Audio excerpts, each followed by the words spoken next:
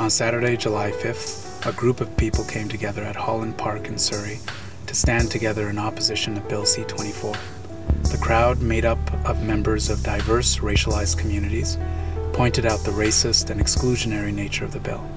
Not too long ago, Simon Fraser came down that river. And the Kwantlen people found him there. Never saw a white person before. Because they're not from here. So now they're here making all these laws to say who can come here and who can't. They're not from here.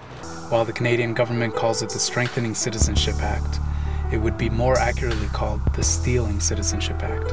That's because citizenship will become harder to get for a number of reasons. The bill will give government officials unprecedented authority to deny citizenship.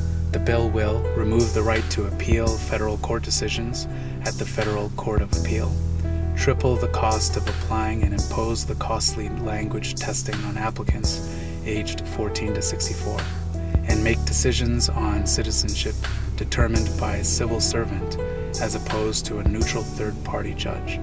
It's not people like me who are going to be at the most risk of having citizenship revoked. This is a racist piece of legislation.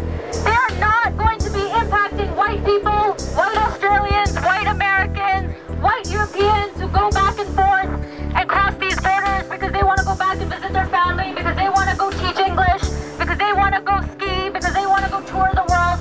Those people are not impacted by that legislation. People that are impacted are our communities, because we're going back to take care of our families, because our families are not allowed here in the first place. Because Harper has made it increasingly difficult for our grandparents and our parents to come here. The bill will extend the formal residency requirement. It can make it harder for students, workers, and refugees to become citizens.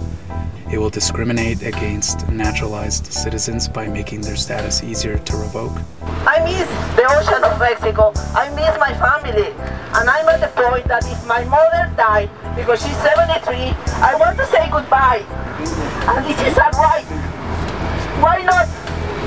Why many people can't say goodbye to their loved ones? Why? Woo! Yeah. And they go everywhere. Why? We shouldn't honestly support this. East Indians started coming to this country in the beginning of the 20th century.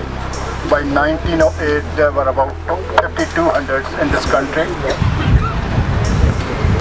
Canadian government wanted to keep this country only for the whites. So that was one reason they did not want colored people in this country. Musqueam people always went out to welcome the boats that came in. All of a sudden they weren't letting this boat come in. Why not, he said. Our warriors went out in their canoes and provided nourishment to those stuck on the Komagatamaru, just like they would for anyone who arrived here. So it's not right, and I see this government, this fascist government, taking us backwards, putting refugees in prisons, just like the internment camps. This is another manifestation of Canada's systemic racism. I mean, what do we expect from a country that was built on genocide? What do we expect from a country that continues profiteering off stolen land? It is the sign of a government turning into an autocratic, arrogant and fascistic state.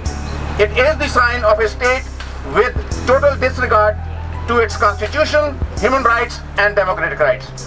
I brought with me today my Canadian citizenship document. So it says, on this occasion of you becoming a Canadian citizen, we offer congratulations from those of the Prime Minister and the Government of Canada. You're now entitled to all the rights and privileges of Canadian citizenship and not subject to all the obligations and responsibilities of your citizenship. Something that I took with honor and with loyalty.